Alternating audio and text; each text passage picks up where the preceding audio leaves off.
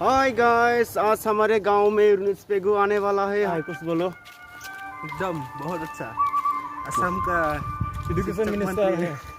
असम का कौन? Education minister है। हम बहुत खुश हैं आज। क्या नाम है उसका?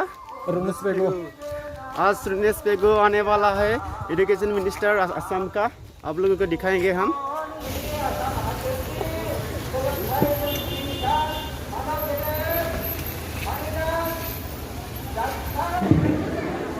বেলগুৰি কছাৰী গাঁৱৰ আজি অনুষ্ঠিত এই সভাত সভাপতিত্ব কৰা উন্নয়ন সমিতিৰ মাননীয় সভাপতি মহোদয়,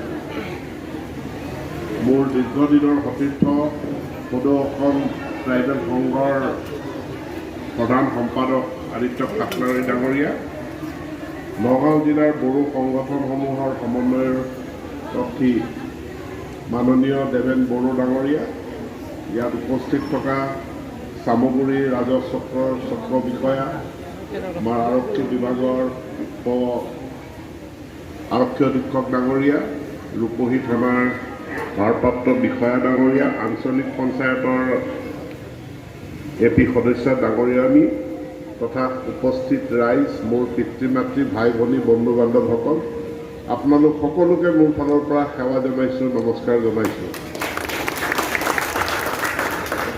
মেডিকেল কলেজত পঢ়ি থাকোঁতে সদৌ অসম জনজাতি ছাত্ৰ সন্থা কৰিছিলোঁ আৰু তেতিয়াই মই বহুতবাৰ নগাঁৱলৈ আহিছিলোঁ আৰু আপোনালোকৰ গাঁৱলৈও আহিছিলোঁ। মেডিকেল কলেজৰ পৰা পাছ কৰাৰ পাছতো মই বেলগুৰি গাঁৱলৈ আহিছোঁ। কেতিয়াবা মই ইয়াত ৰাতিটো থাকিও গৈছোঁ। গতিকে বেলগুৰি কছাৰী গাঁও মোৰ কাৰণে নতুন গাঁও নহয়। এই গাঁৱলৈ আহোঁতে বহুদিনৰ মূৰত নিজৰ ঘৰৰ ঘৰলৈ অহাৰ নিচিনাকৈ মনত এটা ভাৱ হৈছে। বহুত পুৰণি কথা মনত পৰিছে। ৰাইজে সুখে শান্তিৰে আছে, তাৰ কাৰণে মোৰ মনটো ভাল লাগিছে। আৰু আজি মই আদিত্য খাটলাৰী ডাঙৰীয়াক ধন্যবাদ জনাইছোঁ যে তেখেতৰ ব্যক্তিগত প্ৰচেষ্টাত অসম চৰকাৰৰ ভৈয়াম জনজাতি আৰু অন্যান্য পিছপৰা শ্ৰেণী কল্যাণ বিভাগৰ পৰা এই বেলগুৰি কছাৰী গাঁৱত এটা আধুনিক মানদণ্ড সম্পন্ন কমিউনিটি হল নিৰ্মাণ কৰাৰ কাৰণে 2 কোটি টকা আবণ্টন কৰাইছে। তাৰ কাৰণে মই তেখেতক ধন্যবাদ জনাইছোঁ। ডিপাৰ্টমেণ্টটো মোৰ হ'ব পাৰে, মই সেই ডিপাৰ্টমেণ্টৰ মন্ত্ৰী, কিন্তু তেখেতৰ প্ৰচেষ্টাৰ কাৰণে আজি বেলগুৰি গাঁৱত, যিখন এখন বহু পুৰণি গাঁও, ঐতিহাসিক গাঁও, প্ৰাচীন গাঁও, এই গাঁওখনত এটা আধুনিক কমিউনিটি হল বা সমূহীয়া ঘৰ এটা কাৰণে 2 কোটি টকা চৰকাৰে আবণ্টন জনাইছে আৰু মোক আজি আধাৰশিলা স্থাপন কৰালে।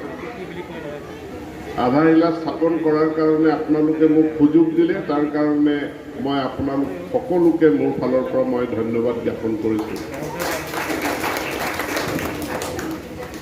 এইখন চৰকাৰ আপোনালোকৰ চৰকাৰ, এইখন চৰকাৰ আমাৰ চৰকাৰ।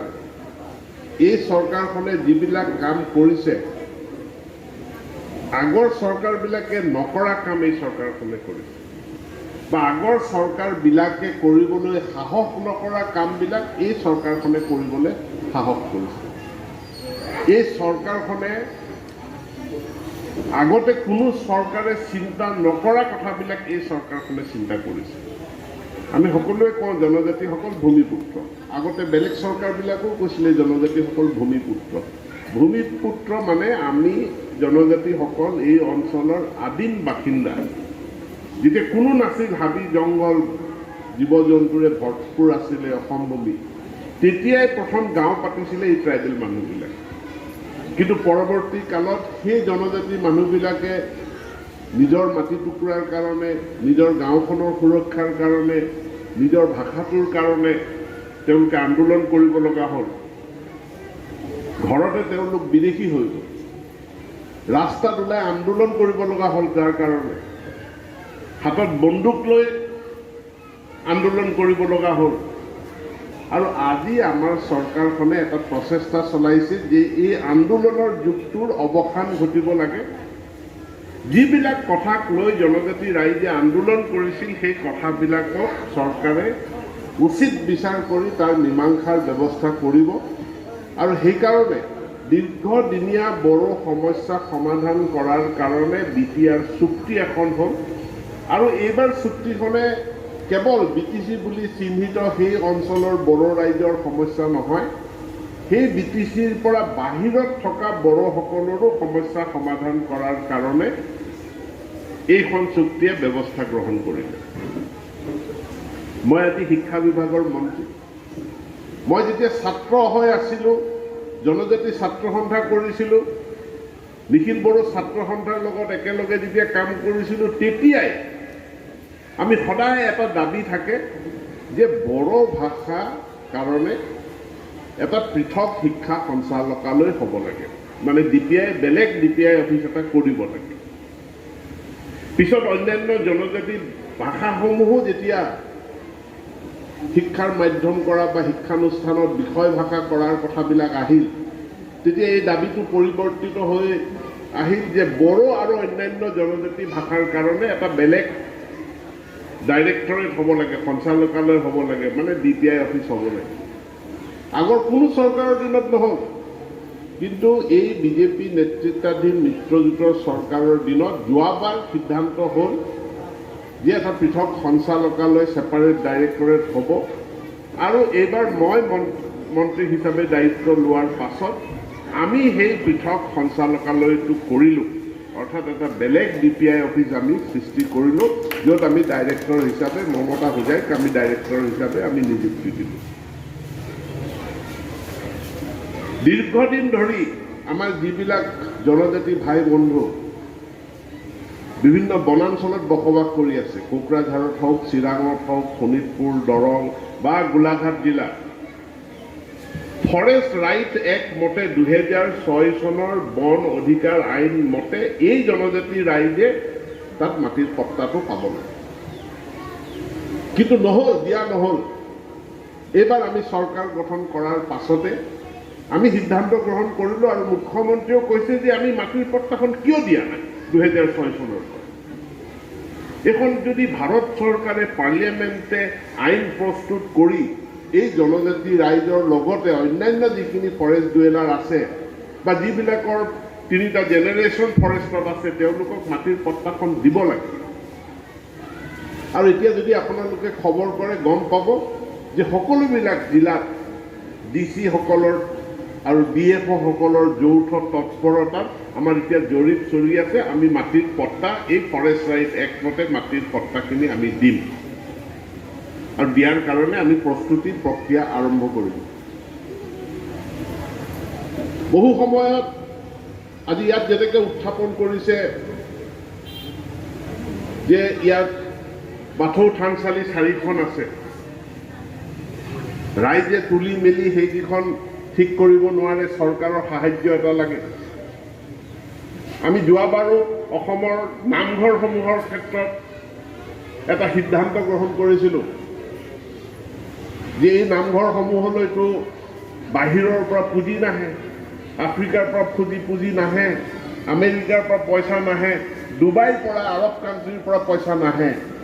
তেনেহ'লে এই নামঘৰখিনিক আমি অসম চৰকাৰ, ভাৰত চৰকাৰ আমাৰ পইচাৰে এই নামঘৰখিনি বনাব লাগিব। আৰু তাৰ কাৰণে আমি অসম দৰ্শন বুলি এখন আঁচনি গ্ৰহণ কৰি আমি নামঘৰসমূহলৈ পুঁজি দিয়া আৰম্ভ কৰিলোঁ। 8,000 নামঘৰলৈ আমি যোৱা বছৰটোত দিলোঁ।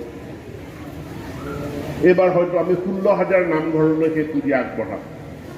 কিন্তু তাৰ লগে লগে বহু প্ৰশ্ন আহিল যে বড়োসকলে বাথৌ পূজা কৰে, সেইটো নামঘৰ নহয়।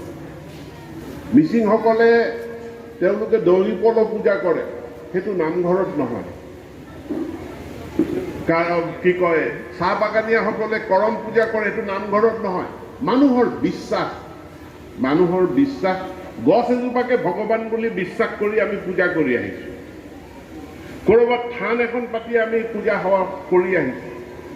সেইবিলাকৰ সংৰক্ষণ কেনেকৈ হ'ব বা সেইবিলাকৰ শ্ৰীবৃদ্ধি কেনেকৈ হ'ব, উন্নয়ন কেনেকৈ হ'ব, তাৰ কাৰণে অসম চৰকাৰে ইয়াৰ কাৰণে আমাক এটা বিশেষ বেলেগ বিভাগ লাগে, যিটো বিভাগে এই বিভিন্ন ক্ষুদ্ৰ ক্ষুদ্ৰ জাতি জনগোষ্ঠীসমূহৰ বিশ্বাস সেই বিশ্বাসলৈকে সেই বিশ্বাসসমূহক সুৰক্ষিত কৰা সংৰক্ষিত কৰা তাৰ উন্নয়নৰ কাৰণে কাম কৰিব আৰু যোৱা বিধানসভাৰ সময়ত মাননীয় মুখ্যমন্ত্ৰী ডাঙৰীয়াই ঘোষণা কৰিলে যে আমাৰ চৰকাৰখনৰ এটা খিলঞ্জীয়া জনবিশ্বাস ধৰ্ম তাৰ কাৰণে এটা বেলেগ ডিপাৰ্টমেণ্ট খোলা হ'ব খুব সোনকালে সেই বেলেগ ডিপাৰ্টমেণ্টটো আমাৰ আৰম্ভ হৈ যাব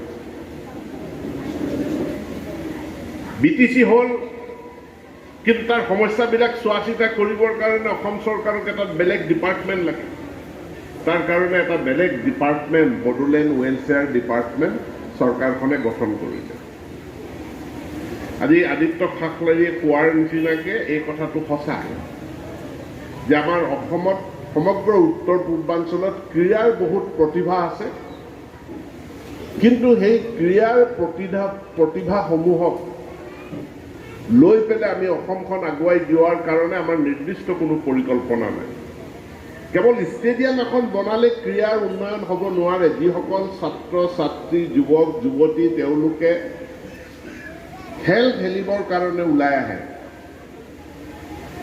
তেওঁলোকক চৰকাৰে উদগনি দিব লাগে কিন্তু মাজত বাতৰি কাকতত নিউজ ওলায় যে এসময়ত নেশ্যনেল পুৰস্কাৰ পোৱা গোল্ড মেডেল পোৱা খেলুৱৈজনে এতিয়া শাক পাচলি বিক্ৰী কৰি জীৱন নিৰ্বাহ কৰি আছে ক'ৰবাত তেওঁ গুমটি দোকান দি চলি আছে তো সেইকাৰণে এইবাৰ চৰকাৰখনে সিদ্ধান্ত ল'লে যে আমাৰ নেশ্যনেল গেমছত যিসকলে পদক পাইছে প্ৰত্যেকগৰাকী ব্যক্তিক পদক পোৱা ব্যক্তিক তেওঁলোকক চৰকাৰখনে এটা মাহেকীয়া বানচ দিব যাতে তেওঁ চলিব পাৰে ক্ৰীড়াক আমি উদগনি জনোৱাব বিচাৰিছোঁ এইবাৰ লাভলীনাই টকিঅ'ত ব্ৰঞ্জৰ মেডেল পালে অলিম্পিক খেলৰ 125 বছৰৰ ইতিহাস 125 বছৰৰ ইতিহাসত এই অসম ভূমিৰ পৰা কোনেও মেডেল পাই পোৱা নাই খেলিবলৈ গৈছিল অৰ্জুন ভোগেশ্বৰ বৰুৱা কিন্তু মেডেলটো লাভলীনাই পাইছে আৰু পোৱাৰ কাৰণে আজি আমি সমগ্ৰ অসমবাসী আমি গৌৰৱান্বিত হৈছোঁ আৰু চৰকাৰখনে লগে লগে সিদ্ধান্ত কৰিলে যে লাভলীনা বৰগোহাঁইলৈ 1 কোটি টকা আৰু 1 কোটি টকা নহয় লগতে অহা পেৰিছ অলিম্পিকলৈকে তাই যিহেতু প্ৰস্তুতি চলাই থাকিব লাগিব তাৰ কাৰণে প্ৰত্যেক মাহত 1 লাখকৈ টকা লাভলীনাক দিব এই ঘোষণাটো কিয় কৰিছে এই পদক্ষেপটো কিয় লোৱা হ'ল যাতে এতিয়া আমাৰ গাঁৱৰ ল'ৰা ছোৱালীবিলাকে এটা কথা গম পায় যে মই যদি ভাল খেলিব পাৰোঁ মোৰ পিছফালে চৰকাৰখন মই যদি ভাল খেলিব পাৰোঁ মই যদি দেশৰ কাৰণে এটা সন্মান কঢ়িয়াই আনিব পাৰোঁ মই যদি দেশৰ কাৰণে এটা মেডেল আনিব পাৰোঁ তেতিয়াহ'লে মোৰ ভৱিষ্যতটো সুৰক্ষিত ইয়াৰ দ্বাৰা এইটো মেছেজ দিব পৰা গৈছিল যে কেৱল ল'ৰা ছোৱালীক ডাক্তৰ ইঞ্জিনিয়াৰ বনোৱাটোৱে শেষ কথা নহয় সিহঁতক ইংৰাজী মাধ্যমত পঢ়োৱাটোৱে শেষ কথা নহয় পৃথিৱীত ভগৱানে বেলেগ বেলেগ মানুহক বেলেগ বেলেগ গুণ দিছে বেলেগ বেলেগ টেলেণ্ট দিছে কোনোবা পঢ়া শুনাত ভাল কিন্তু পঢ়া শুনাত ভাল তাক দৌৰিব দিলে সি দৌৰিব পাৰিব নেকি ফুটবল খেলিবলৈ দিলে অংকত লেটাৰ পাইছে বুলি তাক ফুটবল খেলিবলৈ দিলে খেলিব পাৰিব নেকি কিন্তু এতিয়া লাভলীনাই মেডেল পাইছে আমাৰ গৰ্ব অহংকাৰ হৈছে তাৰমানে আমাক ডাক্তৰ লাগে যেনেকৈ ইঞ্জিনিয়াৰ যেনেকৈ লাগে আমাৰ দেশৰ হৈ খেলা আমাৰ জিলাৰ হৈ আমাৰ গাঁৱৰ হৈ খেল খেলা ল'ৰা ছোৱালীও আমাক লাগে ভাল নাপিত লাগে আমাক এতিয়া টাউনত কিছুমান জেগা আছে গুৱাহাটীতে চুলিকেইটা ভালকৈ কাটি দে বুলি ক'লে 1000 টকা লোৱা নাপিত আছে চুলি কটাৰ তাৰ এজন ডাক্তৰৰ ফিজ 500 টকা কিন্তু নাপিতৰ ফিজ 1000 কাটিলে মই কাটি পেলাই গম পাইছোঁ হয় ইয়াৰ মূল্যটো আছে তো সমাজ এখন জীয়াই থাকিবলৈ কেৱল ডাক্তৰ ইঞ্জিনিয়াৰ কেৰেণী শিক্ষক নহয় সমাজখন জীয়াই থাকিবলৈ সুন্দৰ হ'বলৈ ভাল খেতিয়ক লাগিব ভাল এণ্টাৰপ্ৰিনিয়ৰ লাগিব ভাল খেলুৱৈ লাগিব ভাল ডাক্তৰো লাগিব, ভাল ইঞ্জিনিয়াৰো লাগিব, ভাল কৰ্মচাৰীও লাগিব, সকলোখিনি লাগিব। মই আদিত্য খাখলাৰী ডাঙৰীয়াক অনুৰোধ জনাম যে বেলগুৰি কছাৰী গাঁৱৰ পৰা ৰাষ্ট্ৰীয় পৰ্যায়ত যিখিনি লোকে পদক বুটলিছে তেওঁলোকৰ নামখিনি মোক লিখি দিব। আৰু মই এইখিনি মাননীয় মুখ্যমন্ত্ৰী ডাঙৰীয়া তেখেতে যিহেতু এতিয়া খেলক লৈ খুবেই আগ্ৰহী, তেখেতে পদক্ষেপ কিছুমান গ্ৰহণ কৰিছে, মই তেখেতক এই কথাখিনি জনামগৈ। আৰু এইসকল খেলুৱৈৰ সন্মানৰ অৰ্থে লগতে উঠি অহা খেলুৱৈসকলৰ যাতে আৰু তেওঁলোকে দেশৰ কাৰণে সন্মান কঢ়িয়াই আনিব পাৰে, তাৰ কাৰণে এই লীলাৱতী দৈমাৰী ষ্টেডিয়ামখন যাতে নিৰ্মাণ কৰিব পৰা যায়, এই কথাটো মই মাননীয় মুখ্যমন্ত্ৰীক জনাম। আৰু মোৰ দৃঢ় আত্মবিশ্বাস আছে যে মুখ্যমন্ত্ৰীয়ে এই প্ৰস্তাৱত অনুমোদন জনাব, আপোনালোকে ষ্টেডিয়ামখন লাভ কৰিব। মেডিকেল কলেজ আমি বনাই আছোঁ, প্ৰয়োজনো আছে মেডিকেল কলেজ, এখনৰ পাছত এখনকৈ মেডিকেল কলেজ বনাই আছোঁ। কিন্তু আমি কেৱল মেডিকেল কলেজ বনোৱা নাই, আমি ইঞ্জিনিয়াৰিং কলেজো বনাইছোঁ। অকল ইঞ্জিনিয়াৰিং কলেজ বনোৱা নাই, আমি ডিগ্ৰী কলেজো বনাইছোঁ। আৰু অকল এই শিক্ষানুষ্ঠানবিলাকে নহয়, ষ্টেডিয়ামবিলাকো বনাম। এই বছৰটোতে আমাৰ 50খন ষ্টেডিয়াম নিৰ্মাণ কৰাৰ বাজেটত ধন ধাৰ্য কৰিছে আমাৰ চৰকাৰ। এতেকে লীলাৱতী দৈমাৰী ষ্টেডিয়ামখন নিৰ্মাণ নকৰাৰ বা কৰিব নোৱাৰাৰ কোনো কাৰণ থাকিব নোৱাৰে। গাঁৱলৈ অহা ৰাস্তাটো হয়, মই দেখিছোঁ ভগা চিগা। বিজেপি নেতৃত্বাধীন চৰকাৰখনৰ যোৱা 5টা বছৰৰ বিভিন্ন সফলতাৰ ভিতৰত অন্যতম সফলতা হ'ল পথ, ৰোড, ৰাস্তা। আৰু ৰাস্তা নিৰ্মাণ কৰি আমি ৰাইজৰ বহুতখিনি মৰম আমি পাইছোঁ। এই ৰাস্তাটো সুন্দৰভাৱে নিৰ্মাণ কৰাৰ কাৰণে PWDয়ে নিৰ্মাণ কৰিব। মোৰ ভৈয়াম জনজাতি কল্যাণ বিভাগৰ পৰা TSP শিতানতো আমি ৰাস্তা নিৰ্মাণ কৰাৰ কাৰণে পইচা দিওঁ। গতিকে সেই ৰাস্তাটো নিৰ্মাণ কৰাৰ ক্ষেত্ৰতো মই মন্ত্ৰী হিচাপে পদক্ষেপ ল'ম বুলি আজি আপোনালোকক মই প্ৰতিশ্ৰুতি দিছোঁ। এডুকেশ্যন, আমি বিভিন্ন সমস্যাত জৰ্জৰিত এটা বিভাগ। ডক্টৰ হিমন্ত বিশ্ব শৰ্মাই আৰম্ভ কৰিছিলে শিক্ষা বিভাগত সংস্কাৰ। সেই সংস্কাৰখিনিক এতিয়া আমি আগুৱাই লৈ যাব বিচাৰোঁ। এটা সময় আছিলে থাৰ্ড ডিভিজনজনেও কোনোবা MLAক খাতিৰ কৰিব পাৰিলে, দৰখাস্ত এখন সুন্দৰকৈ লিখিব নজনা ব্যক্তি এজনেও কোনোবা মন্ত্ৰীৰ বিষয়াৰ জৰিয়তে শিক্ষা বিভাগত শিক্ষকৰ চাকৰি পাইছিল। কিন্তু এতিয়া সেই যুগটোৰ সম্পূৰ্ণ অৱসান ঘটিলে সেই যুগটোৰ। এতিয়া যদি আপুনি টেট পাছ নকৰে, শিক্ষকৰ চাকৰি আপুনি ক'তো নাপায়, কোনো পধ্যে নাপায়, কোনো পৰিস্থিতিত নাপায়। এতিয়া ৰণোজ পেগু শিক্ষামন্ত্ৰী টেট পাছ নকৰা, DLED পাছ নকৰা, BEd পাছ নকৰা কোনো ব্যক্তিক কোনো ধৰণে শিক্ষক হিচাপে নিযুক্তি দিয়াৰ কোনো ক্ষমতা, পাৱাৰ এই শিক্ষামন্ত্ৰীৰ নাই, মুখ্যমন্ত্ৰীৰো নাই এই পাৱাৰ। কিয় এই কঠোৰ সিদ্ধান্ত লৈছে? এই কঠোৰ সিদ্ধান্ত এই কাৰণেই যে এইসকল শিক্ষকে আমাৰ ল'ৰা ছোৱালীখিনিক পঢ়াব। ইয়াত কোনো আপোচ হ'ব নোৱাৰে, ইয়াত কোনো কম্প্ৰমাইজ হ'ব নোৱাৰে। গতিকে যোগ্য ব্যক্তিয়েহে শিক্ষকৰ চাকৰিটো পাব আৰু পাইছে। সেইমতে এতিয়া আমি নিযুক্তি প্ৰক্ৰিয়াবিলাক আৰম্ভ হৈছে। মই উঠি অহা চামক কেইটামান অনুৰোধ জনাব বিচাৰিম। যদি আপুনি যিটো কাম কৰিব বিচাৰিছে, যিটো হ'ব বিচাৰিছে, সেইটোৰ কাৰণে কষ্ট কৰক। আপুনি যদি চাকৰি এটা পাম বুলি ভাবিছে, তেনেহ'লে পঢ়ক, প্ৰতিযোগিতামূলক চাকৰিৰ বাবে নিজকে প্ৰস্তুত কৰক। আপুনি বাহিৰত ঘূৰি ফুৰিব নালাগে, আপুনি দল সংগঠনো কৰিব নালাগে, আপুনি ইলেকশ্যন কেম্পেইনটো আপুনি ঘূৰিব নালাগে। আপুনি ঘৰত সোমাই কেৱল নিজক প্ৰস্তুত কৰক যে মই প্ৰতিযোগিতামূলক চাকৰিৰ জৰিয়তে মই চাকৰিটো ল'ম। মই গেৰাণ্টি দিছোঁ যে এইখন চৰকাৰৰ দিনত সম্পূৰ্ণ স্বচ্ছতাৰে নিযুক্তিবিলাক হ'ব। কোনো বেকডোৰ, দুৰ্নীতি, স্বজন পোষণ এইখিনি নহয় চাকৰিৰ নিযুক্তিৰ ক্ষেত্ৰত। যিসকলে খেলিব বিচাৰিছে, খেলত তাতে মনোনিৱেশ কৰক। যে মই খেলৰ জৰিয়তেই মই বিশ্ব জয় কৰিম। আৰু যিসকলে ব্যৱসায় বাণিজ্য কৰিব বিচাৰিছে তেওঁলোকে ব্যৱসায় বাণিজ্যতে মনোনিৱেশ কৰক। সৰুৰ পৰা আমাৰ সমাজখনত এটা দুখ আছে যে বিয়া নপতালৈকে জীৱনটো কি কৰিম, কেনেকৈ চলিম, কথাবিলাক আমি পৰিকল্পনা নকৰোঁ। বিয়া বাৰু পাতি লৈহে তাৰপাছত এতিয়া কি কৰা যাব, কোনোবাই চাকৰি বিচাৰে, কোনোবাই শিকা বিচাৰে, কোনোবাই কিবা বিজনেছ কৰিব বিচাৰে। তো তেতিয়ালৈ বহুত দেৰি হৈ যায়।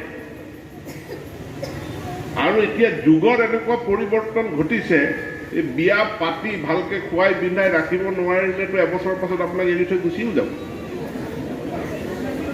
পৰিকল্পনাটো সেইকাৰণে সৰুৰ পৰা কৰক যে মই কি হ'ম। আৰু মাক বাপেকবিলাকৰ ল'ৰা ছোৱালীক শিকাওক যে কি হবি। নালাগে চবেই ডাক্তৰ ইঞ্জিনিয়াৰ হ'ব, চবেই ফাৰ্ষ্ট ডিভিজন পাবৰ কোনো প্ৰয়োজন নাই, নাপায়ো। কিন্তু কি কৰি মই মোৰ জীৱিকা জীৱন নিৰ্বাহ কৰিম সেই পৰিকল্পনা হাইস্কুলত থাকোঁতে আৰম্ভ হ'ব লাগে। মাক বাপেকেও শিকাব লাগে, ল'ৰা ছোৱালীও যত্ন আৰম্ভ কৰিব লাগে। চাকৰি কৰিম বুলি ভাবিছোঁ, চাকৰিত মনোনিৱেশ কৰক। খেলিম বুলি ভাবিছোঁ, খেলত মনোনিৱেশ কৰক। ব্যৱসায় বাণিজ্য কৰিম বুলি ভাবিছোঁ, ব্যৱসায় বাণিজ্যত মনোনিৱেশ কৰক। আৰু তেনেধৰণে নিজক জীৱনটো গঢ় দিলেহে আমি আমাৰ প্ৰত্যেকৰ ব্যক্তিগত জীৱনবিলাকক আমি নিৰাপদ কৰিব পাৰিম। আমি গাঁওখনৰ লগতে আমি দেশখনকো আমি গঢ়ি তুলিব পাৰিম। আজি আপোনালোকৰ মাজলৈ আহিছোঁ, মোক বহুত সন্মান দিছে, বহুত মৰম দিছে। তাৰ কাৰণে আপোনালোক সকলোকে মোৰ ধন্যবাদ। আপোনালোকৰ স্মাৰক পত্ৰখন মই লগত লৈ যাম আৰু নিশ্চিতভাৱে এই গাঁৱৰ সমস্যাসমূহ সমাধান কৰাৰ কাৰণে পদক্ষেপ ল'ম। আপোনালোকে এই চৰকাৰখনক যাতে মৰম কৰে, আশীৰ্বাদ কৰে, তাৰ কাৰণে আপোনালোক সকলোকে মোৰ সেৱা জনাই মই মোৰ বক্তব্য এটা সামৰণি মাৰিছোঁ।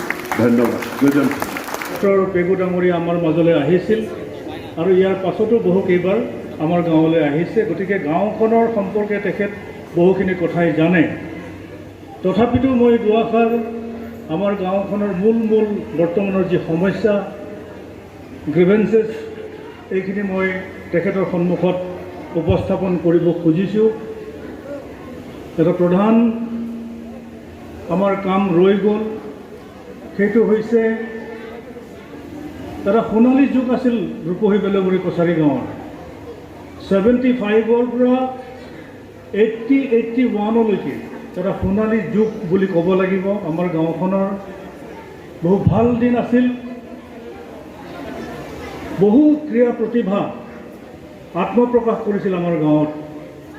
প্ৰথম লীলাৱতী দৈমাৰী, তেখেত পাঞ্জাৱত যিটো নেশ্যনেল এথলেটিক মিট হৈছিলে, পোনপ্ৰথমবাৰৰ বাবে অসমৰ হৈ তেখেতে সোণৰ পদক বুটলি আনিবলৈ সক্ষম হৈছিল। একেলেঠাৰিয়ে তেখেত 76, 77, 78 আৰু 3বাৰ নেশ্যনেল গ'ল্ড মেডেল পাবলৈ জেভলিন থ্ৰ'ত সক্ষম হৈছিল। আৰু গাঁওখনৰ লগতে সমগ্ৰ ৰাজ্যলৈ তেওঁ সুনাম কঢ়িয়াই অনাৰ কাৰণে তদানীন্তন চৰকাৰে লীলাৱতী দৈমাৰীৰ নামত আমাৰ বেলগুৰি ড্ৰেজিং ৰিজাৰ্ভত 60 বিঘা মাটি আবণ্টন দিছিল।